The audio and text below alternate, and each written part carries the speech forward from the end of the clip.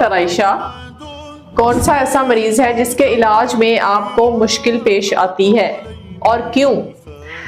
اچھا، اس میں مشکل مجھے پیش اس لحاظ سے آتی ہے کہ پیشنٹس نا تھوڑا سا ہری کر رہے ہوتے ہیں. یہ وہ پیشنٹس ہیں جو وائٹننگ کریمز لگا کے یا فارمولا کریمز لگا کے اپنی اسکن کا بیڑا شدید غرق کر کے آتے ہیں، اور اب وہ جو ایک بگڑی ہوئی جلد ہے جو کہ بالکل ٹیشو پیپر کی طرح پتلی ہو چکی ہوتی ہے، اس کے اوپر ان کی ڈیمانڈ اگین ہی ہوتی ہے کہ آپ ہمیں کوئی ایسی کریم بتائیں گے ہمارا رنگ ہماری ان کریموں سے جان چھوٹ جائے اور ہمارا رنگ صاف ہو جائے.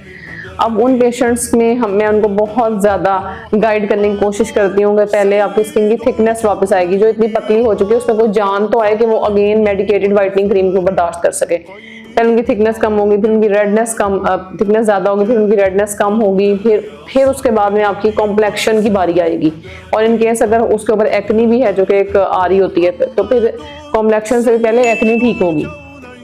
اب وہ پیشنٹ جو ہوتے ہیں نا وہ ان کو میں شروع میں بتا دوں آپ کو تقریباً 4 سے 6 مہینے لگنے ہیں سارے پروسیس میں، لیکن آپ کی اسکن بہت بہتر ہو جائے گی. لیکن پیشنٹ جو ہے وہ فاسٹ فارورڈ پہ چلنا چاہ رہے ہوتے ہیں اور میں ان کو سمجھانے میں بہت زیادہ مشکل فیل کر رہی ہوتی ہوں ڈیفینیٹلی کہ آپ ابھی فی الحال کمپلیکشن کو سائڈ پہ رکھیں، اپنی جلد کی صحت کی طرف توجہ دیں. اگر صحت مند جلد ہو جائے گی تو خود بخود چمکنے بھی لگے گی. Okay, thank you, bye bye.